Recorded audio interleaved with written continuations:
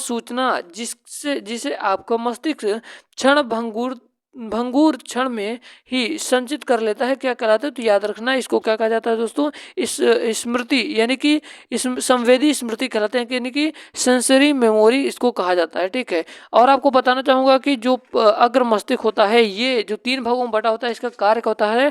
तो याद रखना छोटी छोटी चीज़ें। जो थैलेमस होता है इसको सूचना का पोस्ट ऑफिस कहा जाता है, क्योंकि यही सूचनाओं का आदान प्रदान करता है। और जो होता है ये 3 प्रकार के संवेदी अंगों को कंट्रोल करता है। कौन कौन से? नोज हो गया आपका, स्किन हो गया और टंग होगा, ये 3 चीज़ों को कंट्रोल थैलेमस करता है। सर्दी गर्मी का भी एहसास यही करवाता है। और जो क्या कहते हैं, जो अग्र मस्तिष्क का दूसरा वाला भाग होता है हाइपोथैलेमस, ये आप लोगों ने भूख प्यास तो लगती है ना भैया, भूख प्यास प्यार मोहब्बत ये सारी चीज़ें हाइपोथैलेमस की मदद से होती है। इसको ये नियंत्रित करता है। इसे सुपर मास्टर ग्रंथि के नाम से भी जाना जाता है, क्योंकि ये पीयूष ग्रंथि होती है, जिसे मास्टर ग्लैंड के नाम से जाना जाता है। पीयूष ग्रंथि को मस्तिष्क का जो मास्टर ग्लैंड है कौन सा? पीयूष ग्रंथि। पीयूष ग्रंथि को कंट्रोल कौन करता है? अग्र मस्तिष्क का दूसरा भाग कौन? हाइपोथैलेमस करता है। इतनी चीजें आपको समझ में आ गई होंगी। चलिए हम आपको एक एक प्रश्न करके दिखाते हैं, आपको बताते हैं। पहला प्रश्न है कि वह सूचना जिसे आपका मस्तिष्क क्षण में ही संचित कर लेता है, यानी कि सेंसर मेमोरी, इनकी संवेदी स्मृति। ऑप्शन नंबर 20 करेक्ट होगा। आपका दूसरा नंबर का प्रश्न है कि मानव मस्तिष्क का सबसे बड़ा भाग कौन सा है? तो मानव मस्तिष्क का जो सबसे बड़ा भाग है, तो आपको याद रखना है कि सबसे बड़ा भाग होता है आपका सेरिब्लम। कौन सा? सॉरी भैया, जो आपका सबसे बड़ा भाग है कौन सा होता है? सबसे बड़ा भाग होता है, याद रखना, आपका प्रमस्तिष्क होता है, यानी कि सेरिब्रम किसका भाग है? तो याद रखना ये अग्र मस्तिष्क का भाग है। अग्र मस्तिष्क जो होता है, अग्र मस्तिष्क में 3 भाग होते हैं। कौन कौन से? पहला थैलेमस हाइपोथैलेमस, तो तीसरा प्रमस्तिष्क जो होता है पूरे मानव मस्तिष्क का लगभग 70 से 80% भाग इसका होता है दोस्तों। कौन? प्रमस्तिष्क का। तो प्रमस्तिष्क सबसे बड़ा भाग भी इसे कहा जाता है। ये आपकी याददाश्त को नियंत्रित करता है। कौन? तो याद रखना याददाश्त को नियंत्रित करता है सेरिब्रम पूछा जाएगा किसका भाग है? तो अग्र मस्तिष्क का भाग है। उम्मीद करता हूँ आपको ये दूसरा प्रश्न भी समझ में आ गया होगा। तीसरा नंबर का प्रश्न है कि मस्तिष्क के किस भाग को छोटा मस्तिष्क भी कहा जाता है? तो छोटा मस्तिष्क किसको कहा जाएगा भैया? तो याद रखना आप लोग की जो छोटा मस्तिष्क है इसको किसको कहा जाता है? तो अनुमस्तिष्क को कहा जाता है, यानी कि सेरिबेलम को कहा जाता है। अनुमस्तिष्क पूछा जाएगा किसका भाग है भैया? तो याद रखना जो अनुमस्तिष्क है, यानी कि ये पश्चिम मस्तिष्क का भाग है। पश्चिम मस्तिष्क का अनुमस्तिष्क भाग है, इसको ही सेरिबेलम कहा जाता है। पश्चिम मस्तिष्क कितने भाग में होते हैं? कंडक्ट 3 भागों में होते हैं। पहला कौन होता है? मेडुला, दूसरा अनुमस्तिष्क और तीसरा पोन्स होते हैं। ठीक है, इन चीजों को समझते चलिए।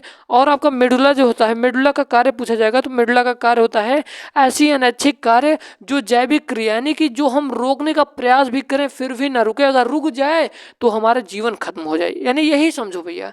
ऐसी अनैच्छिक कार्य जो जैविक क्रिया हेतु आवश्यक है, मेडुला द्वारा नियंत्रित होता है। पश्चिम मस्तिष्क का ये 3 भाग है, मेडुला जो होता है यही क्रिया करता है। अब आपको पूछेंगे भैया अनैच्छिक क्रिया सर कौन सी है? तो अनैच्छिक क्रिया का मतलब भैया जैसे आपका हृदय चल रहा है, तो ये कि आपके कहने पर रुक जाएगा क्या? नहीं रुकेगा। अगर रुक जाएगा तो आप नहीं रहेंगे, यही चीज़ है ना, चाहे आप हो चाहे हम है भैया। तो आपका अगर हृदय रुक जाता है तो आप नहीं रुक पाएंगे। ठीक है, यहाँ पर फिर नहीं रुक पाएंगे पृथ्वी पे। तो आपका ये मेडुला का भाग है। पश्चिम मस्तिष्क 3 भाग में होता है। कौन कौन से? मेडुला, अनुमस्तिष्क और पोन्स। और जो मेडुला का जो कार्य है ये क्या करते हैं? अनैच्छिक और ऐच्छिक क्रियाओं को नियंत्रित करता है। अनैच्छिक क्रिया जो भैया कौन सा है? जो आपका जो हृदय हो गया, पाचन हो गई, ये सारी अनैच्छिक क्रियाएं हैं। और जो आपका श्वसन हो गया ये भी आपकी अनैच्छिक क्रिया है। तो ऐसे अनैच्छिक कार्य जिससे न होने से ये शरीर पर कोई प्रभाव न पड़े मेडुला द्वारा नियंत्रित होता है। जैसे भैया कौन? जैसे उबासी हो गया, छींकना हो गया, क्या कहते हैं, खर्राटा मारना हो गया, डकार हो गया, खांसी हो गया, तो ये सब भैया भी अनैच्छिक क्रियाओं में आता है। ठीक है, अनुमस्तिष्क का कार्य आपसे पूछा जाएगा कि अनुमस्तिष्क का कार्य क्या है? अनुमस्तिष्क यानी कि इसी को कहा जाता है सेरिबेलम ही है अनुमस्तिष्क, इसे ही कहा जाता है। ये पश्चिम मस्तिष्क का दूसरा भाग है। तो सेरिबेलम का कार्य क्या होता है? इसे ही जीवन का वृक्ष कहा जाता है। जाता है। चीज़ों को याद रखिए, चीज़ों को सुनिए। इसे जीवन का वृक्ष कहा जाता है, यानी कि इसे कहा जाता है ट्री ऑफ लाइफ, क्योंकि ये मांसपेशियों को नियंत्रित करता है, पेशीय संकुचन संबंधी नियंत्रण करता है। चल क्रिया यानी कि जो हम चल रहे हैं फिर रहे हैं, ये सब किसका देन है? तो अनुमस्तिष्क का देन है, यानी कि आपका सेरिबेलम का देन है। और शारीरिक मुद्राओं का नियंत्रित करता है, यानी कि जो सोना बैठना जागना ये सब भी अनुमस्तिष्क से ही करता है। चीज़ों को याद रखना। और एक चीज़ याद रखना, सेरिबेलम को ही क्या कहा जाता है? सेरिबेलम को ही कहा जाता है लाइफ ऑफ ट्री, यानी कि ट्री ऑफ लाइफ, यानी कि जीवन का वृक्ष ही कहा जाता है अनुमस्तिष्क को। और आपका जो पश्च मस्तिष्क का जो तीसरा भाग पोन्स है, पोन्स का कार्य क्या है ये भी बता दीजिए सर। तो मैं बता रहा हूँ दोस्त, पोन्स का कार्य क्या होता है? ये पोन्स पुल के लिए एक लैटिन शब्द है। क्या है भैया? पोन्स पुल के लिए एक लैटिन शब्द है। यह तंत्रिकाओं का एक समूह है जो सेरिब्रम और सेरिवेलम। सेरिब्रम किसका भाग है? तो अग्र मस्तिष्क का। सेरिवेलम किसका है? तो सेरिवेलम यानी कि अनुमस्तिष्क किसका है? तो पश्चिम मस्तिष्क का। याद रखना, सेरिब्रम और सेरिब्रम के बीच जो कनेक्शन होता है, इस कनेक्शन को कौन करता है? पोन्स करता है, पश्चिम मस्तिष्क का तीसरा भाग। मेडुला के ऊपर और मिड ब्रेन के नीचे स्थित होता है। मेडुला के ऊपर और मिड ब्रेन के नीचे स्थित होता है। ये पोन्स जो होता है ये ब्रेन स्टेम का सबसे बड़ा हिस्सा है, यानी कि मस्तिष्क का जो पूंछ नहीं होता, ये देखिए मस्तिष्क का जो पूंछ होता है इसको क्या कहा जाता है? तो मस्तिष्क के पूंछ को ही पोन्स कहा जाता है, पोन्स है। तो मैंने चीज़ों को समझा दिया, उम्मीद करता हूँ आपको समझा पाया कि जो आपका पश्च मस्तिष्क होता है 3 भागों में होता है। कौन कौन से? मेडुला में होता है, और दूसरा आपका होता है सेरिबेलम यानी कि अनुमस्तिष्क, और तीसरा होता है पोन्स। पोन्स जो होता है यहाँ पर होता है। और जो इसका कार्य भी मैंने बता दिया, सारी चीज़ों को मैंने डिस्कस कर लिया। तो हम लोग चलते हैं आगे। कहीं भी डाउट लगे तो समझ लेना, पढ़ लेना। और आपको बता दूं कि ये वीडियो एक बार नहीं बल्कि 3-4 बार आप देखेंगे तो आपको 100% पूरा जानकारी मिल जाए, क्योंकि एक ही वीडियो में यहाँ पर MCQs के साथ साथ आपको सब कुछ क्लियर करा दिया जा रहा है कि निम्नलिखित में से किस ग्रंथि को मानव मस्त शरीर की मास्टर ग्रंथि कहा जाता है, यानी कि मास्टर ग्लैंड जो सबको नियंत्रित करता है। कैसे कहा जाता है भैया? जैसे आप लोग पढ़ रहे हैं, आपको कोई, आप किसी क्लास में हैं तो ये आप लोग बैठे हैं, तो बीच में आपको पढ़ाने वाला कौन है? तो आपका मास्टर है।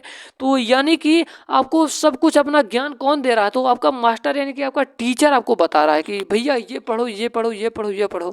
इसी प्रकार से आपका ब्रेन है। ब्रेन जो होता है, सब एक ब्रेन में भी एक ऐसा भाग है जो सबको नियंत्रण करता है, यानी कि सबको नियंत्रित करके रखता है, सबको दबा कर बांध कर रखता है, यानी कि उसको क्या कहा जाता है? तो उसको कहा जाता है मानव शरीर का मास्टर ग्रंथि, यानी कि पीयूष ग्रंथि को कहा जाता है। ऑप्शन नंबर बी वाला करेक्ट हो जाएगा। पीयूष ग्रंथि को आप लोग देख सकते हैं कहाँ पर है, ये है पीयूष ग्रंथि, ठीक है। ये जो आपको दिखाई दे रहा है ये पीयूष ग्रंथि है, ठीक है।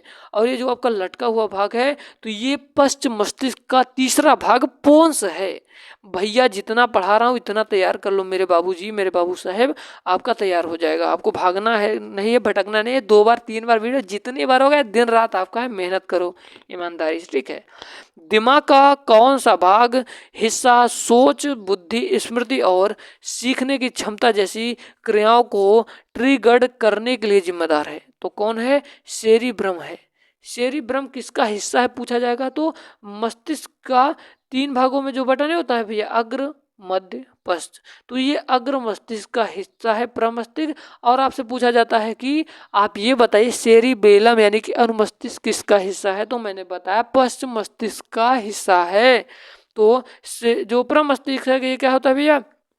ये होता है अग्र मस्तिष्क का हिस्सा होता है, जो ये सोचने समझने में ये सारी क्षमताओं को आपको बढ़ाता है। कौन? परम मस्तिष्क होता है। आप लोग एक काम किया करें भैया, आपको अगर सोचने की क्षमता बढ़ाना है तो सुबह थोड़ा सा उठ के अनुलोम विलोम योगा देख लीजिएगा। यूट्यूब पर जाकर आप लोग अनुलोम विलोम योगा 10 मिनट यार कर लो, ठीक है। तो आपकी बुद्धि जो होती है, दिमाग जो होता है आपका बहुत ही मजबूत हो जाएगा, ठीक है। तो आपका राइट आंसर ये होगा। हम लोग चलते हैं अपने अगले आपके आगे वाले भाग को बताते हैं। अग्र मस्तिष्क जो प्रमस्तिष्क होता है, अग्र मस्तिष्क का हिस्सा है। अग्र मस्तिष्क जो होता है बहुत ही बेहतरीन चीज़ है, ठीक है। तो अग्र मस्तिष्क में सेरिब्रम जो होता है, सेरिब्रम, ठीक है, ये होता है। तो हम लोग चलते हैं आगे, चलते हैं आपके अगले प्रश्न की ओर। आपका अगला प्रश्न क्या कर रहा है आपके, हम देखते हैं। कह रहा है कि एक व्यक्तिगत तंत्रिका कोशिका की ये तक लंबी होती है, कितने तक लंबी होती है? तो 100 सेंटीमीटर तक लंबी होती है, ठीक है। ऑप्शन ए वाला करेक्ट होगा। आपका 7 नंबर का प्रश्न आपकी स्क्रीन के सामने है। देखिए, कह रहा है कि निम्नलिखित में से कौन मानव शरीर में केंद्रीय तंत्रिका तंत्र का गठन करता है? तो यहाँ पर केंद्रीय तंत्रिका तंत्र क्या है भैया, इसी को अभी तक आपने सर नहीं बताया तो भैया सब्र रखो मेरे दोस्त मेरे भाई, आपको चीजें बताई जाएंगी, आप हड़बड़ाइए मत, आप सुनिए बस।